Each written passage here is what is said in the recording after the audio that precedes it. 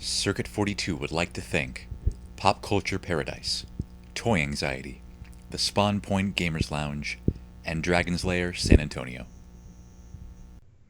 Welcome to a new episode of Geeks4Comics from Circuit 42. Oh no. Oh god! Where am I? That loud voice is my co-host, Ian McIntosh. It's Macintosh. Macintosh. You've known me for how long? Damn. I've known him for years. Since high school, and he still can't pronounce my last name. He's like a computer. Hold on. I only have one response to this. Now he's dead. Okay, that's my show! And the brilliant resurrection of Daniel, because he will not die. Son of a bitch. It's like cancer. I'm Daniel Williams. I am the host of this podcast, along with Ian, of course, as you already heard. He's kind of zany. What is that? Garth Ennis is getting a new book from Marvel called Where Monsters Dwell? What? Yep. It's gonna be a mini-series about Carl Kaufman, aka the Phantom Eagle, a pilot who transports to the time of the dinosaurs.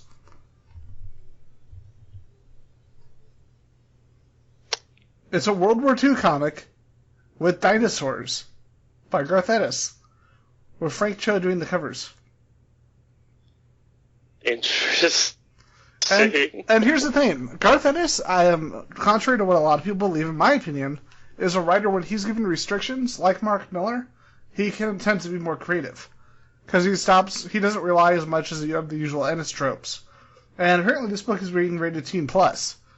And he writes whenever he's doing a World War II book, it's probably some of his best work. And most people don't read his World War II books. But to have World War II pilot and dinosaurs, that's pretty sexy. Indeed. Here, describe this to our listeners. I'm going to send you the cover to issue number 4 from the new solicitations from Marvel. I will be the descriptor. Not to be confused with the collector, because he's awesome. Yep. And Benicio del Toro. He hangs out with Howard the Duck, which is also awesome. The comic, yeah. So, describe this cover. Alright, let me take a look at this cover for you guys. So there's a guy. He's in a pot. He's a pilot. He's a pilot. There's dragons that look like velociraptors. And they're cooking for him. It is dinner time, and the one at the top looks particularly hungry. He looks like he's actually taking a bath, and they're just hosting. It's like, hey, enjoy your bath. We'll take you to your room later. I am such a great describer, people. Also, there's like a Fed slide, because we're all about boundaries here. And yep. Oh, and also, sorry. Blood red eyes. Very blood red. And it looks like Cullen Bunn. Probably one of the best Deadpool artists, one of the best Deadpool writers right now. He wrote Deadpool Kills the Marvel Universe and a couple other more bizarre miniseries, like what was the Deadpool Illustrated, where he goes to different classic stories and kills different figures in different stories. He's going to be coming back for Deadpool's Secret Wars. Secret Wars of Secret Wars. Yep. I'm going to show you this cover and then we'll move on. Describe this cover. Let me see if I can do better with this description. Because last time was a miss. Let's see if I can do better this time. Tom Selleck standing by a tree. It's Tom Selleck meets freaking Ron Burgundy. Yes, Tom Selleck and Ron Burgundy went into a bar, had a kid, and this is this guy. He's holding Deadpool masks, so he must be Deadpool. Also, tree behind him. Lots of leaves. Lots of machismo. Machismo. Also, he's got that epic beard. Epic mustachio of mustachios. Yep. This looks amazing. That's a That chest hair. I'm also, really, lens flare. Don't forget the lens flare. I've got to say, I'm really excited about Marvel and DC right now. They are really kicking it up, dude. Yeah, I think my description was a lot better this time. Oh yeah, definitely, because you use like complete sentences, sort of. I'm Christopher Walken. Oh no, where are my pantaloons? We should watch The Walking Dead later. Okay, so with that, what are we going to cover first? Are we going to be doing our reviews? I think we should start with our news articles, and then we'll build to reviews of our comics that we got from our separate stores, plus some stuff we grabbed as special treat thing, because comics are awesome, and you guys love hearing about them. Otherwise, why are you listening to this show? What the fuck are you doing here? Exactly. That's right. Geeks4Comics. Let's jump off with our first story. DC is revealing a Jim Lee Batman Blue Line Comic-Con exclusive. This nice figurine of awesome proportion that will be only exclusive to the Comic-Con, and it retails for $40. Includes an exclusive pencil print by Lee as well.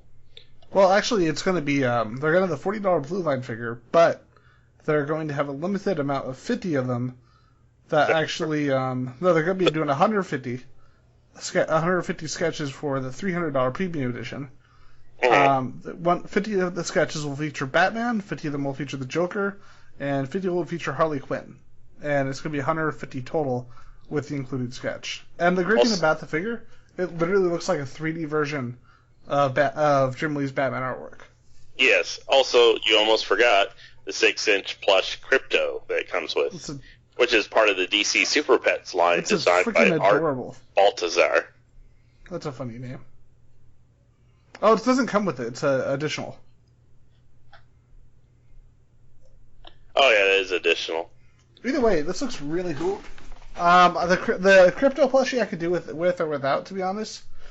But the Batman figure with the sketch, that's pretty awesome. And I think from what I've the moment they posted this, on my Facebook, there were already people saying, "Hey, if I can't make it, can you get this for me?" These are going to be gone on the first day.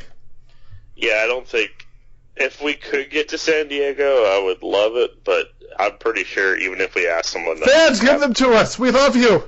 But if you really love Circuit 42 and you are very good with the monies, you give us this, and then you get the special prize. It's called a hug, and Ian will administer all the hugs. Fair enough. If I have to. As I enjoy my Blue Line figure. Hey.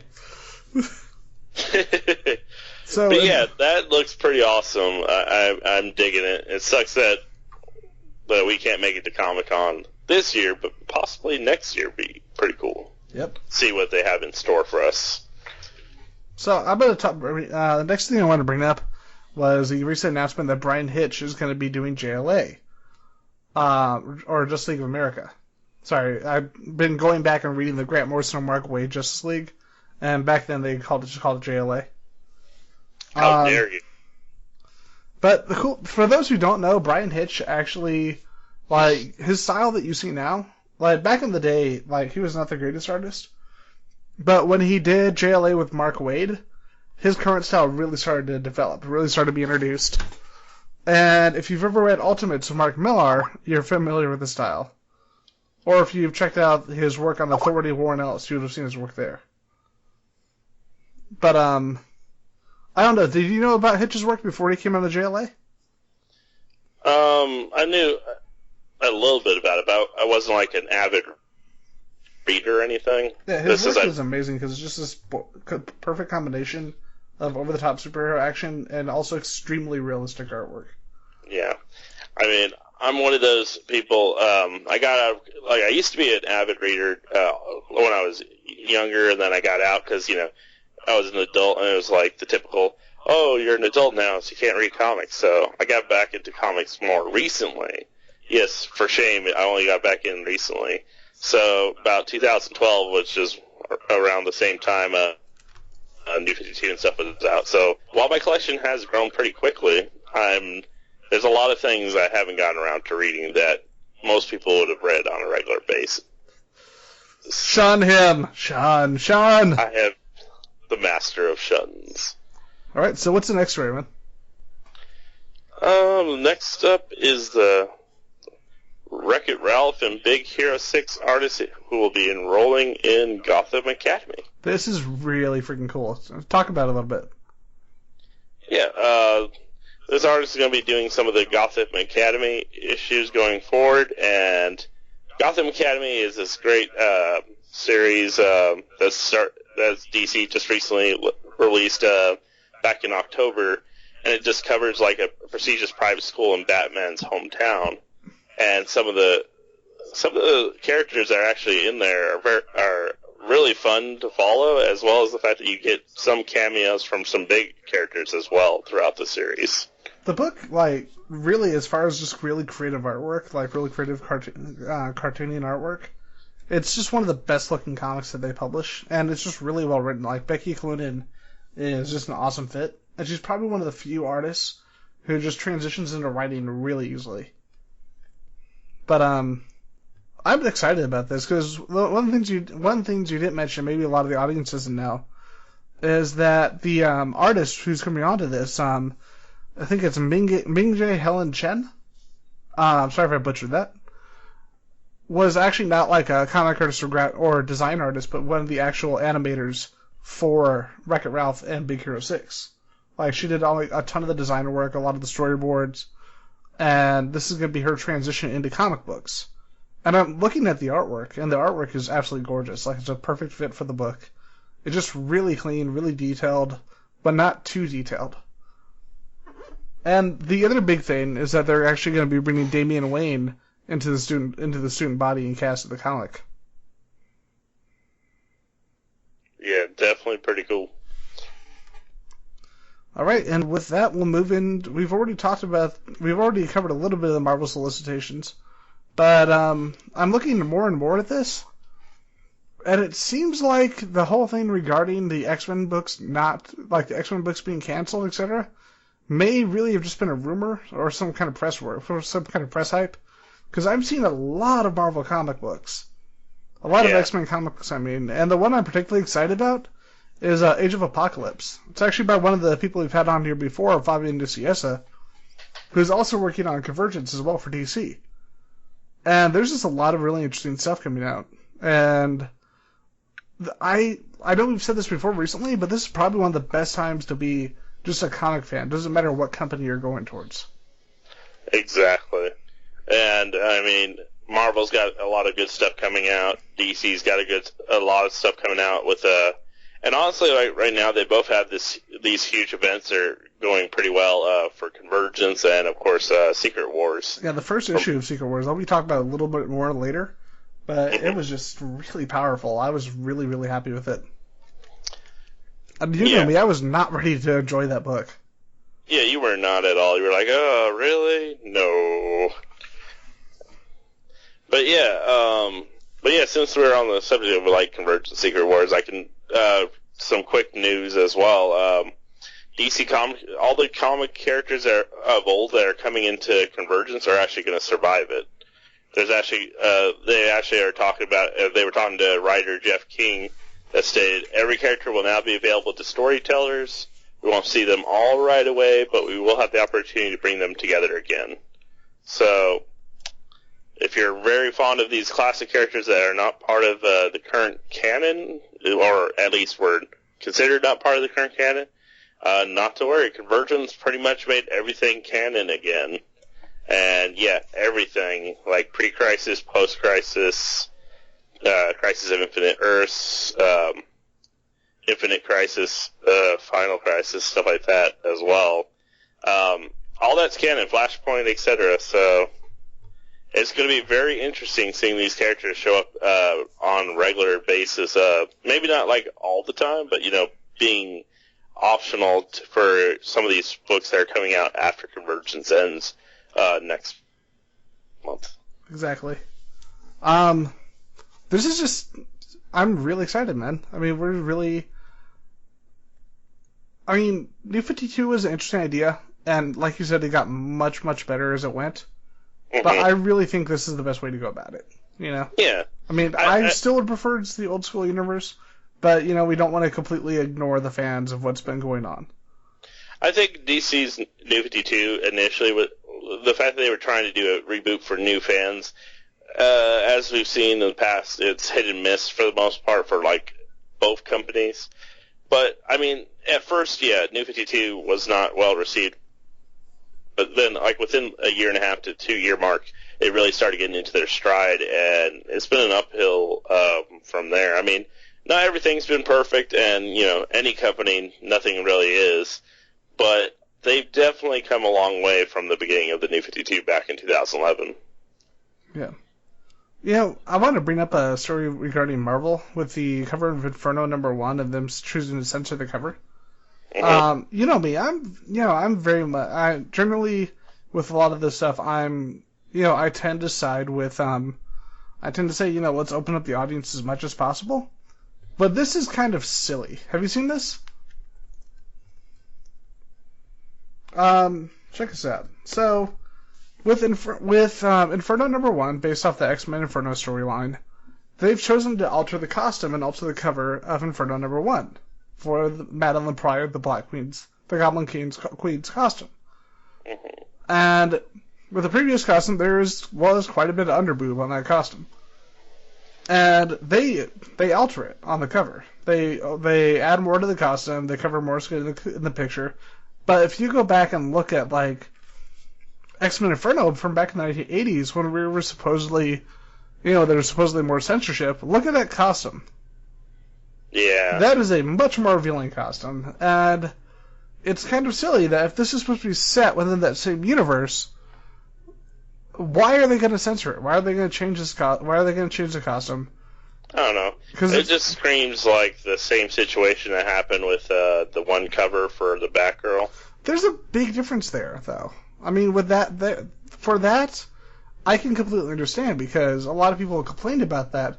The big issue that a lot of people didn't want to talk about was the fact that the book is geared towards an extremely different audience than something like the Killing Joke. And I can understand why that would be disturbing for an audience. It's really much of that. One of the big themes of the comic is female empowerment, and then you have a cover like that. The irony is that it wasn't the so-called SJWs. I hate that term, by the way. And if you use that term, I think you're an asshole.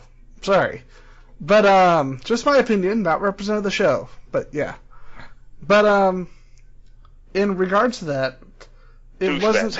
Yeah. Sorry.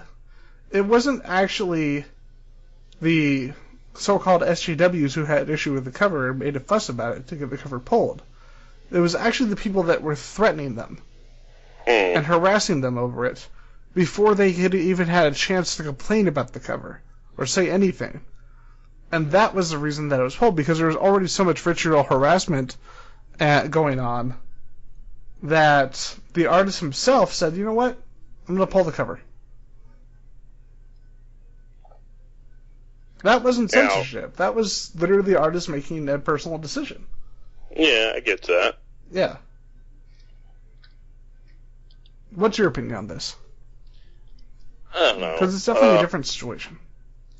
I mean, it's a different situation, but it's still a form of censorship. It's like, okay, we're gonna alter her costume, even though the original version of her was with the underboob. And this is set during that story's universe. Yeah. I mean, I guess it's because the comic itself is rated teen plus, but so then was again, the previous one. Then I really don't understand why they're censoring it. Yeah, me neither. Yeah, and it's like, oh no, not underboob. Yeah, it's pretty lame. I mean, we've seen more than this, and I mean, look at like the Red Lanterns. That Red Lanterns, you know, that was actually a good book, but it was probably one of the most fucked up comic books that DC was publishing during New 52. Mm. Know what I mean? Yeah. But so what's your next story? DC Comics Bombshells #1. If you like the Bombshell series of collectibles from DC, in August, they're actually doing a series based around these characters with Wonder Woman, the Batgirl, and the Supergirl of that universe, and of course there are going to be other characters as well. But yeah, there's going to be a variant cover when it comes out. But yeah, they're going to get their own little World War II based comic. Who's working on the book? It's going to be Margaret Bennett and Marguerite Sauvage. I did not know either creator. But I gotta say, this was one of the smarter campaigns that they've done. It's really unique. Like, I never thought of the idea of like the World War II, like the artwork you'd see on World War II planes of like Betty Page, that sort of thing, being applied to superheroes like this. It's kind of a cool concept, and it's kind of like this. It's weird to say this generation, but this current readership's equivalent to something like the Bishojo, like the Bishojo figures that DC and Marvel are making. What's also awesome about this, since they are to pretty much celebrate that, they're doing a bunch of variants based around for the entire month for each comic, like Justice League of America and everything's getting this whole variant run based on the fact that the bombshells and everything. The Aquaman looks awesome.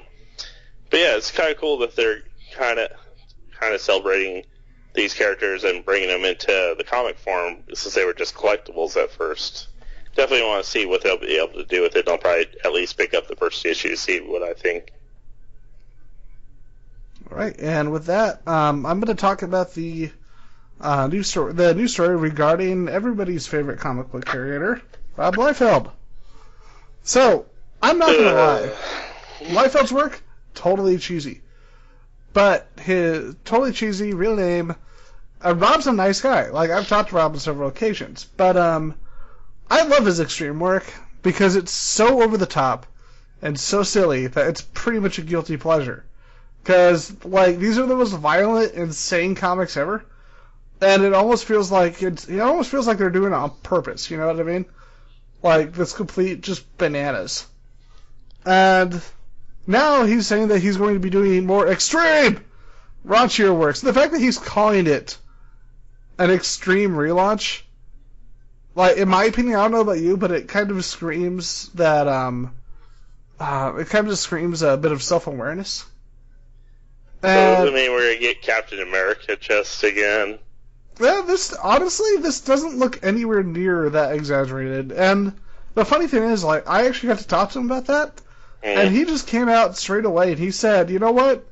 That was a terrible cover. That was me doing a last-minute project, doing it too fast, and that was awful. And I've got to say, even though this artwork is still very, very Liefeld, this cover, while it's super cheesy, this is a whole lot better than the stuff that he was doing on, Hawk and Dove. Because that new Hawk and Dove, that was nearing that Captain America cover.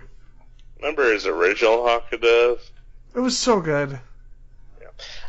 Do you want me to describe this cover? What do you think of this cover compared to other Liefeld work that you've seen? It's Liefeld. It's definitely Liefeld. But it's a little bit better than most Liefeld. Except for that guy in the background with no hand. That part makes me laugh. Hand. He lost his hand in the ether. Also, his bow. The guy with the bow and arrow that does not actually have a bow. It's like an energy bow, dude. Shaft's bow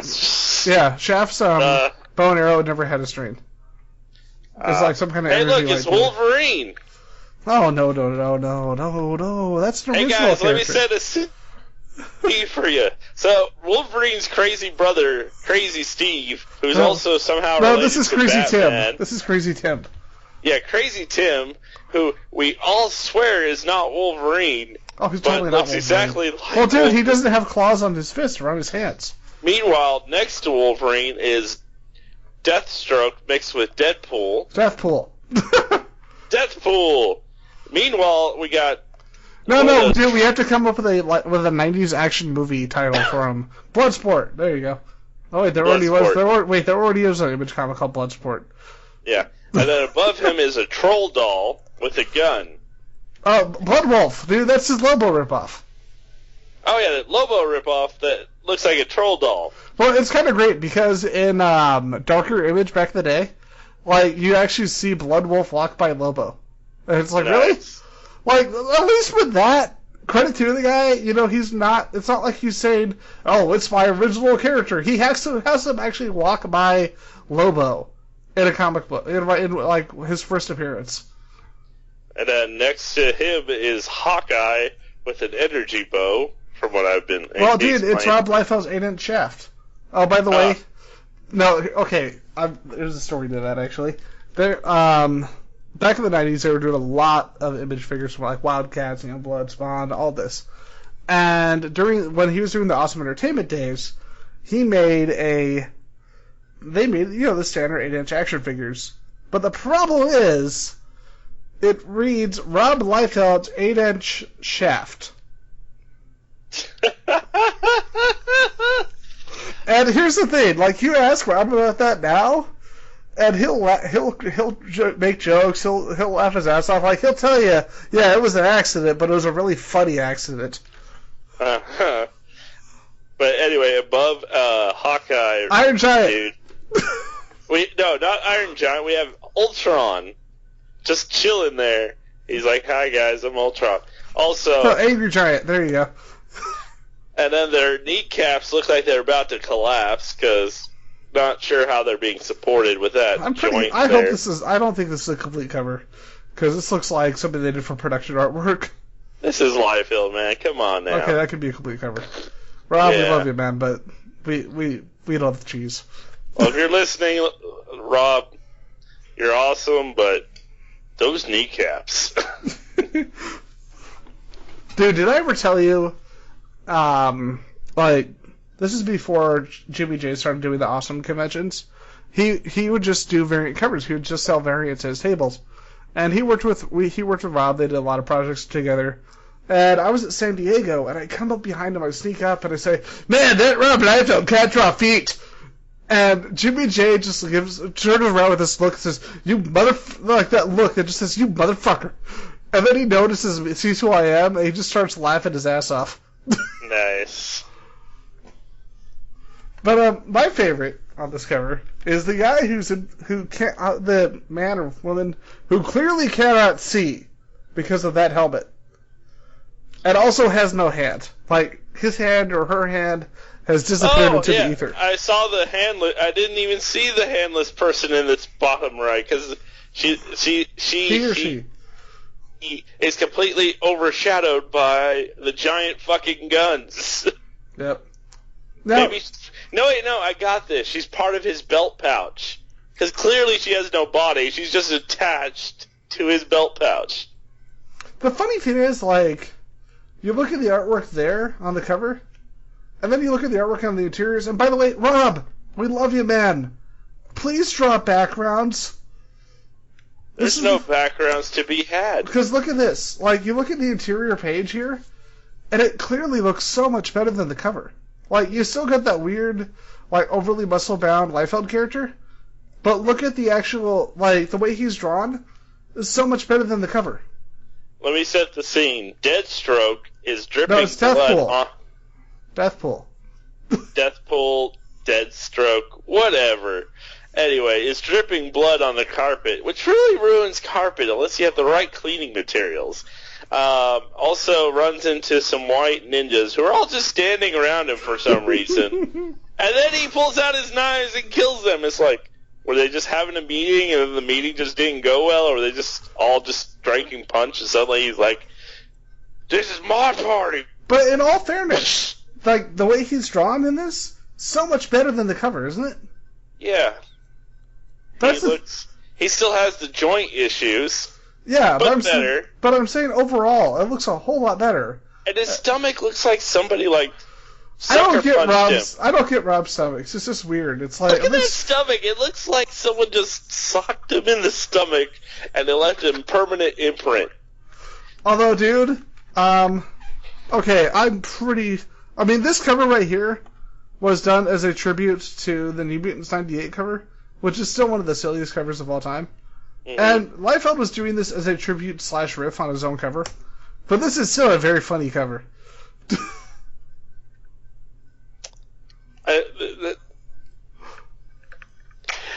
Let me try to set the scene again.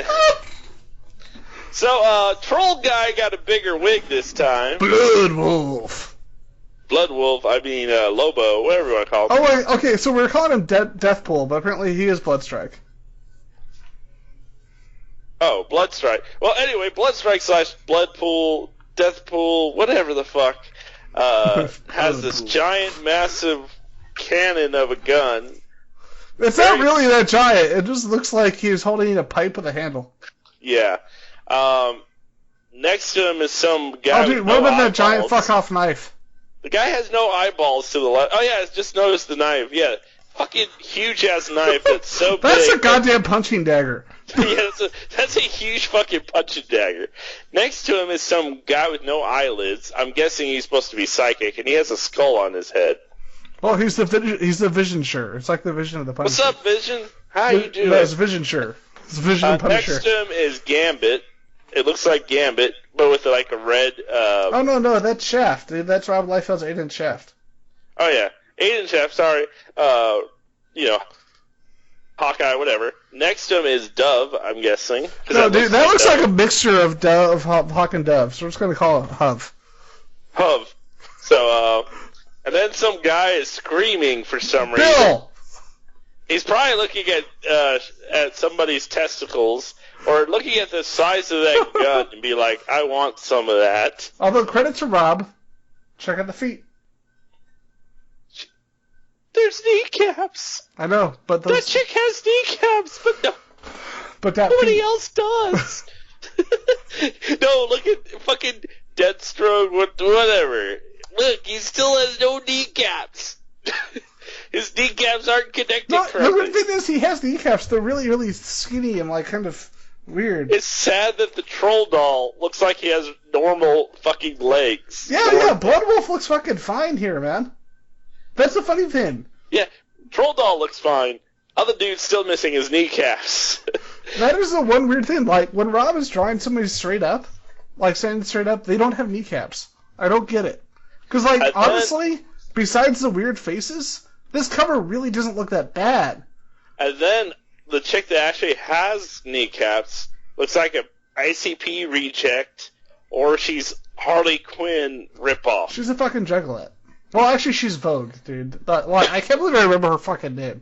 Yeah, this is Vogue. Harley Quinn / ICP. Whatever. I'm just waiting for her to be like Dark Carnival and mosey on out. Also, yet again, this man does not know what backgrounds are. Although, in defense of Vogue, this is actually... She actually was created before Harley Quinn. But yeah, she looks like Harley Quinn. It looks like the three at the bottom are just staring at his fucking gun like, what's up with this gun? Well, what's up with that punching dagger? What's going on? Why am I on this cover? Well, here's the funny thing, dude. New Mutants 98 was actually the first appearance of Deadpool. And if I show you this, you can see that this is kind of a tribute / send-up of his old covers. Like, he even talks about it in the article. Because look at this. This is the original cover. Alright guys, next cover, because I'm Mr. Descriptor. Hey, it's Deadpool! But look at the cover. It is basically a send-up / recreation of the cover. Hey, she has kneecaps as well. But she also looks like she's naked. Well, it's the 90s, dude. No one could draw clothes. Remember that, dude? Remember, like, it's what they call Ed Baines syndrome. Because look at any artwork by Ed Baines. Nobody has clothes. They just paint their shit on. If we moved that fucking thing on her shoulder, I would think we would see her vagina. Domino, that's what her name is. Domino. Yeah, Domino. I like Domino. Domino's a badass character. Gideon needs to go back to the Japanese role-playing, Japanese anime he ran out of. He can't see because his eyes are so squinty. Cable looks like... Cable looks like a hamster. Why is Cable constipated? Cable looks like a hamster without any hair.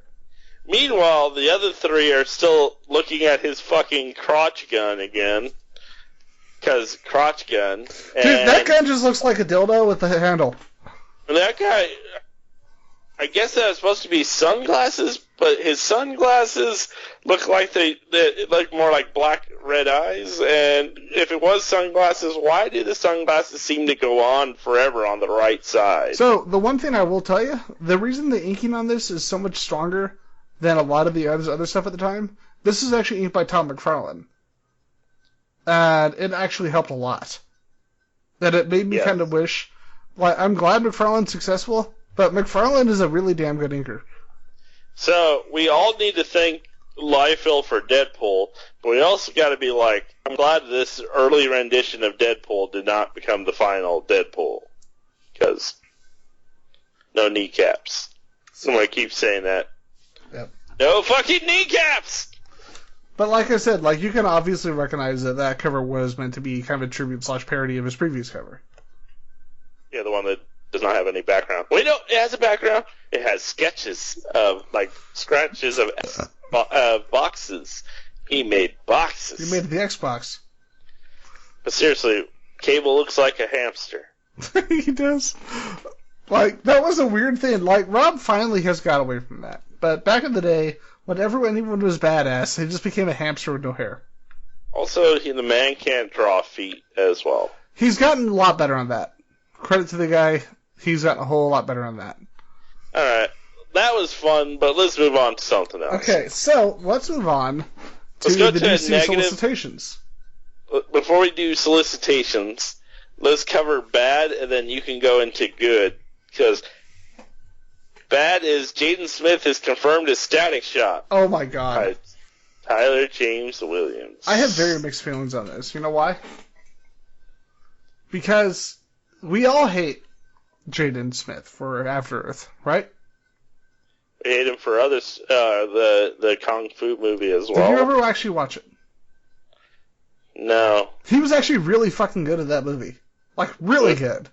To the I heard the movie itself sucked ass. No, though. not really. It was actually a solid flick. It was probably like the last... It was probably like the only good Jackie Chan, American Jackie Chan movie in like years. And the part that's aggravating is that I was like, oh, you know what? He was actually good in Karate. He was actually good in The Karate Kid. Like, it doesn't have the best reviews, but it's got a 66 on Rotten Tomatoes, which puts it above every Karate Kid movie except for the first one. Which, okay, it's not that hard to be better than Karate Kid Part 3, but still. But, sorry, Thomas Ian Griffith and Ralph Macchio. I actually had to meet Ralph Macchio, by the way. He looks the same. I'm not even kidding. But honestly, Jaden Smith was actually really solid in that movie. And, you know, even though he's a little kid, he was also really good in The Pursuit of Happiness. And then After Earth came out, and he was fucking awful. And I'm like, what the fuck? Like, and then everyone started saying, oh god, we can't ever let him, act again. And it's like, so why was he so solid to good in these other movies, but awful in After Earth? And a lot of me is wondering, is it because of M. Night? Because let's look at The Happening. Mark Wahlberg and Zooey Deschanel are great actors. Fucking terrible in The Happening. And I'm wondering if it was just that. If it was just poor direction. So, part of me is like, you know what? Rage. But the more I thought about it today, the more I'm wondering, was After Earth a fluke? I don't know. He also played in Justin Bieber, Never Say Never. Yeah, but that was a self-credited role. Like, literally, it's him. That's probably one of those things where he just showed up, like, in real-life footage. Because if you read it, it says credit Jaden Smith. I don't know. I guess we should let him still be an actor, because his music career is garbage, well, I guess. Thankfully, he's never done any music. That was his sister who tried to do the move your hair back and forth. What the fuck was that shit? But you would be wrong, because he's also done music. Oh, balls. Really? Why? Yes. Stop that. Yes. Stop that, Jaden. He's done singles, mixtapes, and has an album called This Is the Album. Seriously, that's what it's called? His singles are Flame Just Cuz, Give It To Him, Gonzo's, Starry Room, Shakespeare, Loves Me Like You Do, with Justin Bieber, A Higher Up featuring Kid Cudi, Kite featuring Willow Smith, Yeah. Before this becomes a movie show. Oh yeah. What was the good news? I forgot. Secret Wars. Well, it's in our reviews. Alright. Oh yeah, that's right. We were gonna discuss the inserts, the ads. There's really nothing else going. Let's move to the comic reviews, man. Okay, we do that. Okay, so this week, Dragon's Lair San Antonio, they donated to us for the show for review Archie vs. Predator #1, Injection #1, the new Warren Ellis series from Image, and Secret Wars #1. In addition, I'm actually going to be reviewing the Hellboy Library Edition, which was given to us by Gotham Newsstand. But starting with the comics from Dragon's Lair, we're going to because I know Secret Wars is getting a lot of hype, and everyone's talking about it, we're going to hold that one off till the very end. So I'm going to start off with Injection by Warren Ellis. And the artist's name is Declan Shalvey. I cannot pronounce that name. I hope I didn't butcher it too much. This is kind of a really cool book, but like with most Warren Ellis books, with most Warren Ellis miniseries, the first issue is basically establishing and gathering the main characters. It deals with a research facility, and at first you think it's your standard, conspiracy research, your standard sci-fi / kind of superhero book. But then all of a sudden you start seeing things that you don't expect. You're seeing different realities. You're seeing different worlds. You're seeing some horrifying things. Like, I'm just going to tell you this. The concept of a person's body dying while they allow themselves to be uploaded to a computer. Think about that. That's it. That does sound interesting. This comic is really cool, and it's got this really striking cover, because at first it just looks like a white cover, but then you see this face kind of drawn into the cover, and there's just layer upon layer of artwork on just the cover alone. I am an unabashed Warren Ellis fanboy, I'm going to say that right now, but there are some books by him that I will say I genuinely disliked. This book is not one of those. It's really, really neat, and the artist I've never heard of before, Declan Shalvey, kind of reminds me of all the things I really like about John Romita Jr. It's like if you took like Ryan Shook from the X-Force, X-Factor, and a bunch of other books, and combined it with John Romita Jr. and the best strengths of both artists, this is what you would have. It's really cool. It's definitely not all ages. It's definitely a mature reader's book. This is Image. They really don't do all ages books. Check out Injection #1. It's a really neat series, and I'm curious to see where it goes. Next one's going to be Archie vs. Predator #1. That's one I'm actually looking forward to read later this week. It is fucking hilarious. This book is amazing, and if you grew up on Archie, you're going to love it. If you don't like Archie, you're going to love it. Because it starts off with your archetypal Archie story. They're all on this tropical island. There's a bikini contest between Betty and Veronica and the other girls. And then all of a sudden, these really egotistical people who they just introduce on the boat, or they're this rich couple. They go off to explore the jungle, and all of a sudden, they disappear. And that's when you find out that the Predator is with them on the island. Nice. And it looks it's really amazing. And the great thing about it, I love the stylized artwork of Afterlife with Archie. But that would get a little bit old if that was the style of every book they did in this vein. This book is drawn like an old school Archie comic. The whole thing looks like a classic Archie comic from back in the old digest days. And that is part of what makes it so much fun, is that it's so twisted, pretty fucking violent, but then it's drawn like Archie's double digest comic book. And if you like campy, if you like just... Okay, best way to sum it up, imagine if James Gunn, and I'm talking James Gunn in his super mindset, wrote an Archie comic. That would be kind of cool. That's what this is. Nice. All right, and for the last issue for tonight, for my new issues, Secret Wars #1. This is the big event book. This is the book people have been talking about. This is the book people have been excited for. People like me have honestly been dreading. And I'm just going to put one little moment from here. Colossus doing the fastball special with the Hulk. Do you know what the fastball special is, Dan? No. Okay. So, whenever there was a really big enemy and they had to get Wolverine somewhere really, really fast, Colossus would pick him up and throw him. Imagine a giant monster of a man like Colossus throwing something that was all claws and death, like a little ball of claws and death with Wolverine at you. That would probably be the most horrifying thing ever, right? Well, yeah. Imagine him doing that with the Hulk. Think about that. Yeah, that would be interesting.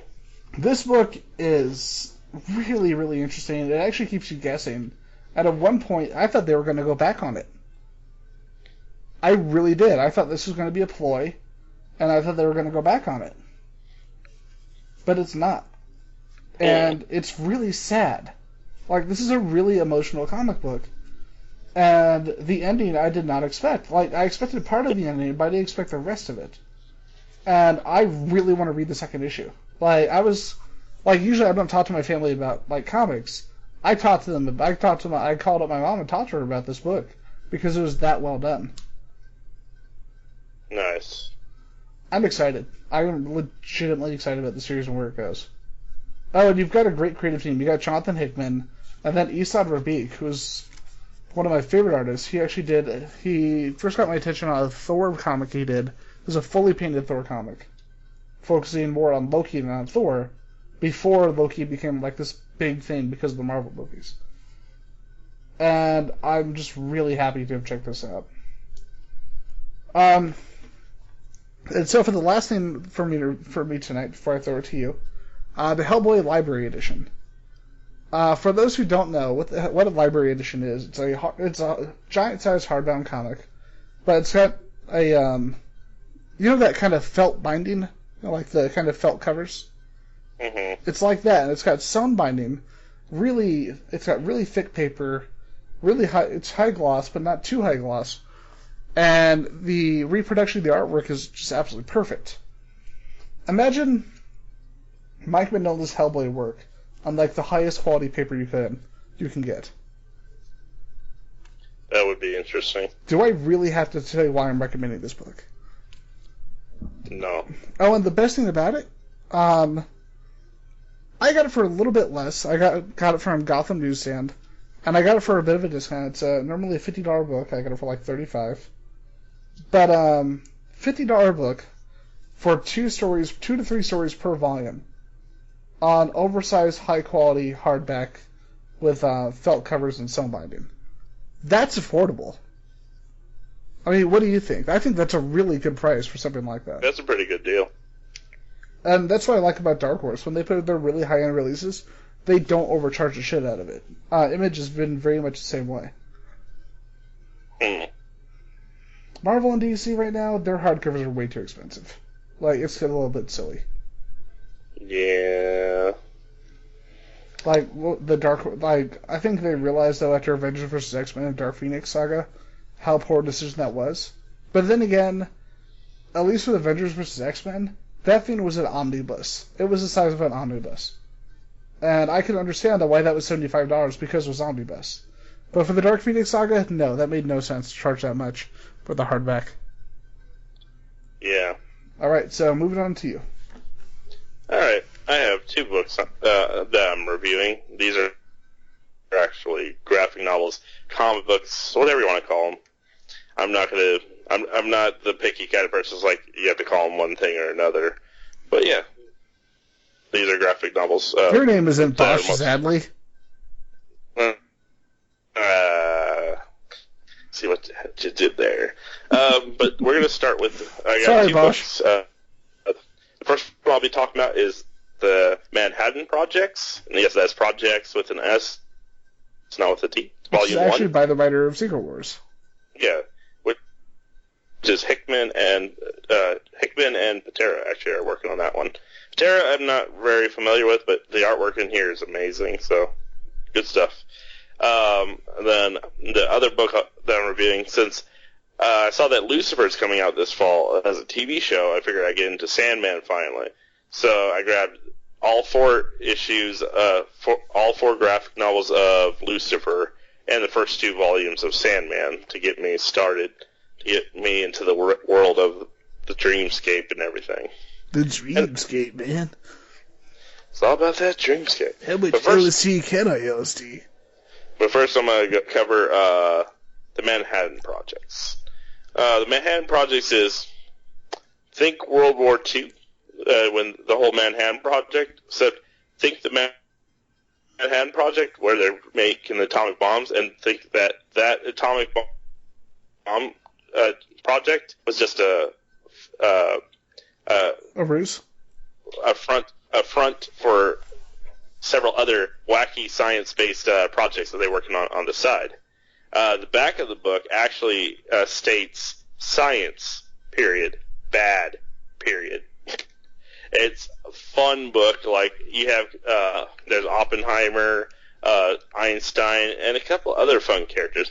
I'll actually, I don't want to go into too big a spoilers, but I will at least read the cast list and then give you a brief summary afterwards. The cast is Joseph Oppenheimer, super genius, American physicist, and multiple personalities. Yeah, this one I will at least tell you, he has the ability to absorb other people and basically control them as slaves within his mind. His multiple personalities is based off of other people that he's either killed and taken into himself. It's fucking crazy. There's Albert Einstein. No, that is not a misstatement. It's actually an evil version of Albert Einstein in this universe. He's a highly intelligent German physicist, and he drinks. These are actually the descriptions I'm reading right here. The way I'm saying them, this is actually how the cast list is given. Richard Feynman, super genius, American physicist, wormhole. Enrico Fermi, super genius, Italian physicist, not human. Harry Daghlian, super genius, American physicist, irradiated. And then there's Werner von Braun, super genius, German rocket scientist, robot arm. Leslie Groves, not a genius, American general, smokes bombs. FDR AI, computational super genius, American president, dead.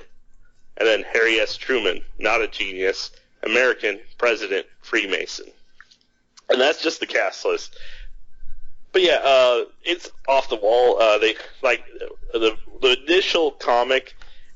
There's an attack by the Japanese on the actual project base, and they throw these red Tories, which are into the base, which is a portal to bring in Japanese war killing machines, and that were created by Honda. And yes, Honda as in the car company.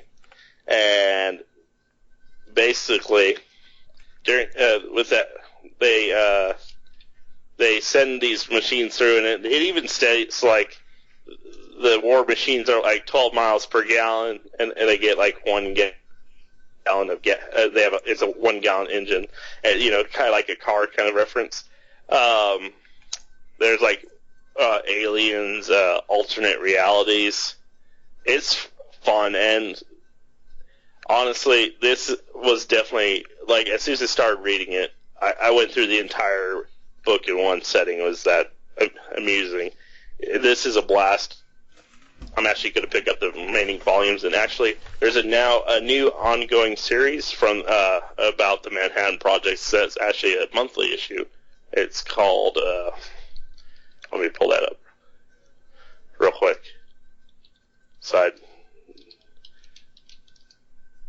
The Sun Beyond the Stars.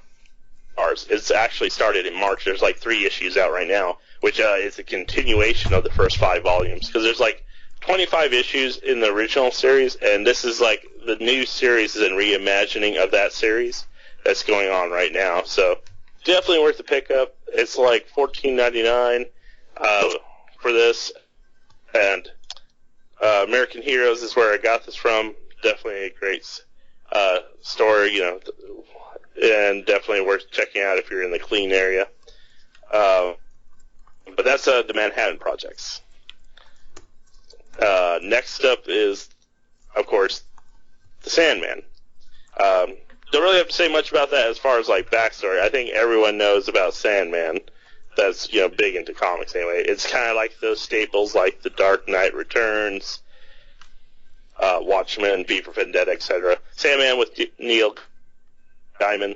It's just one of those big ones Neil out Gaiman. there.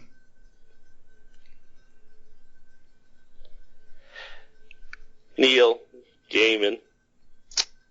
And it's this is the first volume. Volume 1 is Preludes and Nocturnes, and this covers basically, to summarize, this is all about Morpheus.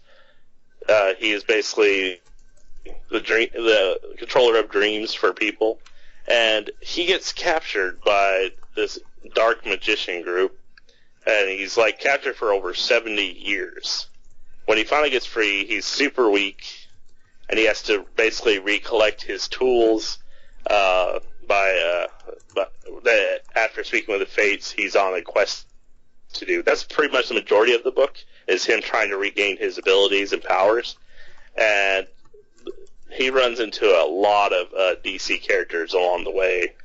Characters like John Constantine, Lucifer, which actually had those spin-off books I was talking about earlier, which is its own series, and of course the Justice League themselves. Definitely a lot interesting. It's definitely slow. I would say it starts out pretty slow because it's a lot of setup, but I think the payoff is definitely worth it in the long run, because by the end it looks like he's about to start becoming more of his original character and less of the character that's pretty much broken because he's been locked away for 70 years. So definitely worth a check out as well. I was definitely intrigued by this. Definitely looking forward to reading more of Sandman. I gotta say, briefly, if you don't mind, one of the things I really like about Dream is when you look at him and the way he looks, you assume he's going to be that character from the first issue throughout the whole series. But the great thing about his character, like you said, is that he has an arc in the first volume from this broken person who's been trapped for years and years and years to this really strong, really positively minded character. And that's what I love about Neil Gaiman and the way he wrote Dream. He wasn't just a depressed fest moper. He actually has a place in the universe, and he realizes he can make an impact on it. Yeah. I also like that, another thing I forgot to mention is that they bring a lot of mythological characters into there. Like, I think there's like a part where they bring in Cain and Abel, but it's like a fucked up version of Cain and Abel.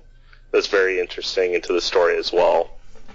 That was actually from the Cain and Abel were actually from the EC Comics. Like, they're direct tributes to the EC Comics. The whole issue was.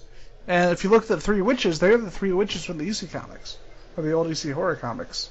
They changed them slightly, but it's pretty obvious. But something that may disappoint you later ongoing is that they basically told them, hey, we can't use these DC crossover characters anymore, because even though they're by the same publisher technically, we don't want a parent, we don't want a kid hearing, oh, they're in Sandman, and then going and reading Sandman seems to be, even by today's standards, is pretty fucking horrifying. Yeah. Oh, and what was it really? There's one issue in there that I can't go back and read because it's really fucking disturbing in the first volume. And that was with Dr. Death. Or was it they called him John D? Oh, yeah. That one I can't go back and read. It's fucking terrifying. It really is. Like, I can go back and read any issue of that series except that one. Because when Sandman first started out, it was more like a horror comic book. You know what I mean? Yeah. I was more like... The starting off of the series really got me. Like, the whole...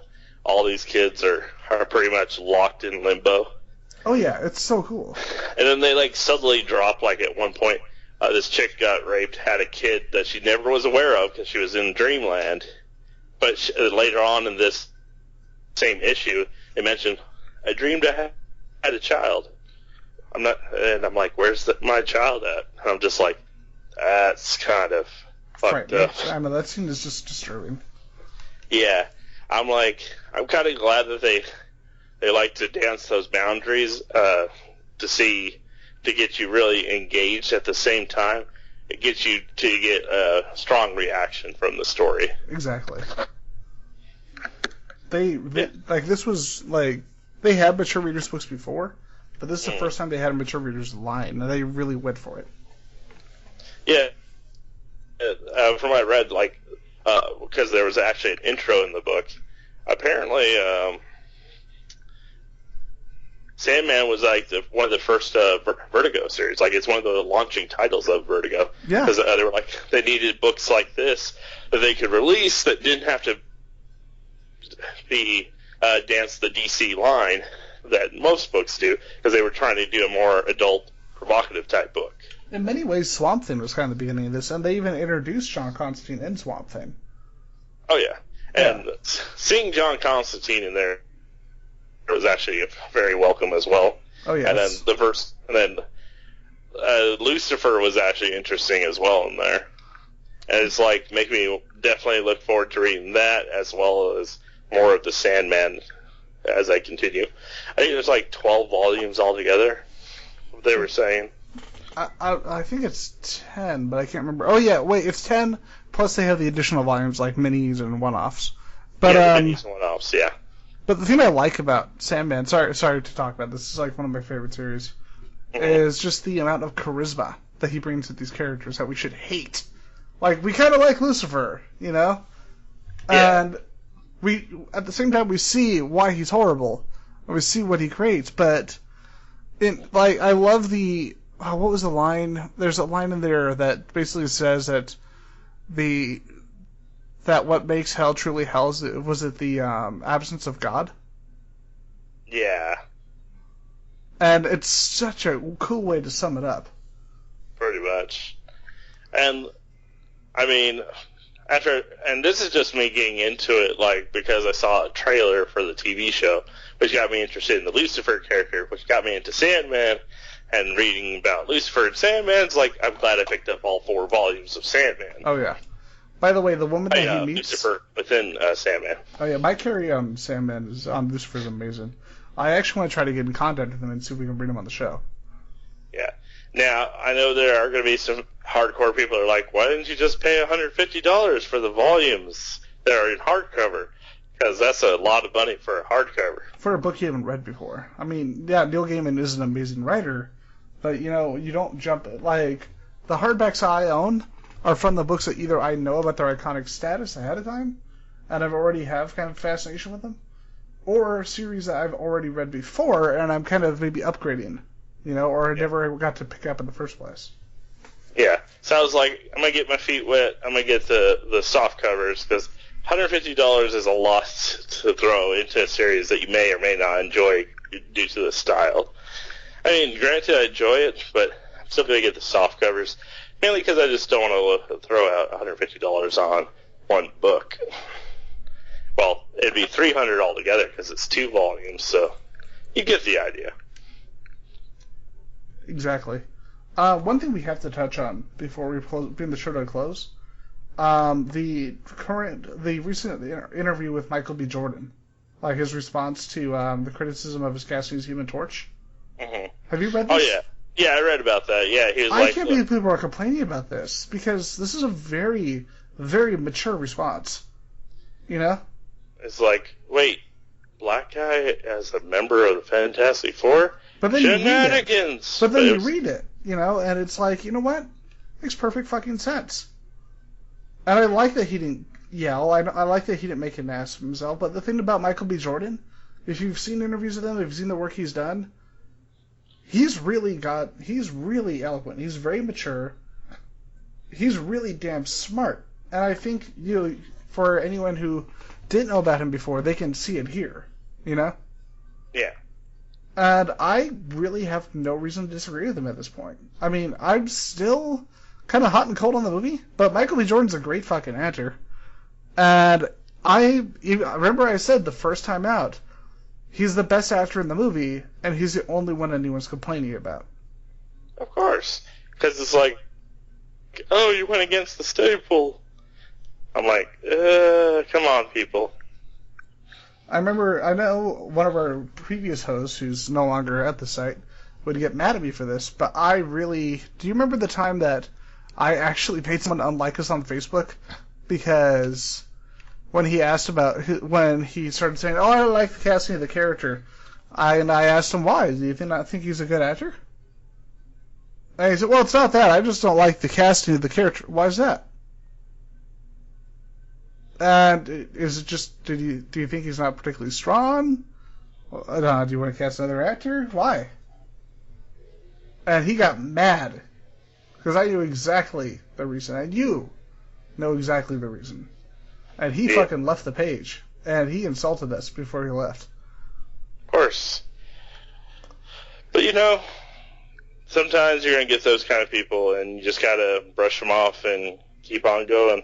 And that's why I keep doing this and you keep doing this.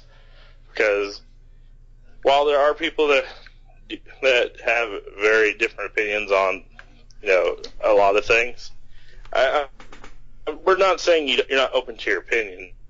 But at the same time, when you're pretty much saying the reason I don't want to see a movie is because the color of somebody's skin or their gender is swapped or something, you're pretty much an asshole, yeah, like Ian said.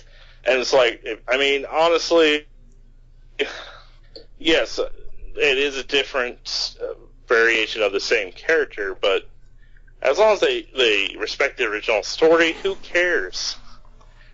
Remember the 5 seconds that people were complaining about Starbuck being a woman on the Battlestar Galactica reboot back in 2004? Yeah. Glenn Larson famously wanted Starbuck to be female in the original 70s series. And the network told him no. The censors said they would, quote, unquote, not allow a warrior female who gambled, smoked cigars, fought as hard as any man, and was sexually free as Starbuck because it was not, quote, unquote, ladylike.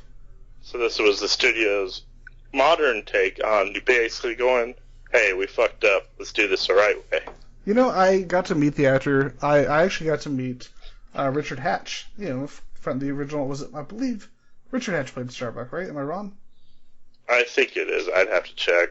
I got to meet Richard Hatch in San Diego back in 2007. Super nice guy, first off. Really, really cool. And we actually talked a lot about his character on the 2004 Battlestar. That was really big at the time. And no, he played Apollo. I'm sorry.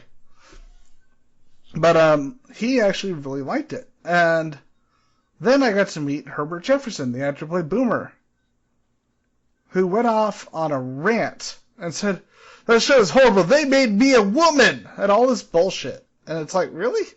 And then when I brought up, hey, Richard Hatch seems fine with that, I was just talking to him. Well, of course he would. He's on the show, blah, blah, blah. It's like, wow, you're kind of a dick. And it's like, wow, dude, you've got to calm down. I'm sorry you don't have any work. But then I got to talk to Dirk Benedict a couple years ago, who actually played Starbuck. And he thought it was great. He thought it was really cool. And he actually knew about the fact that Starbuck was supposed to be a woman.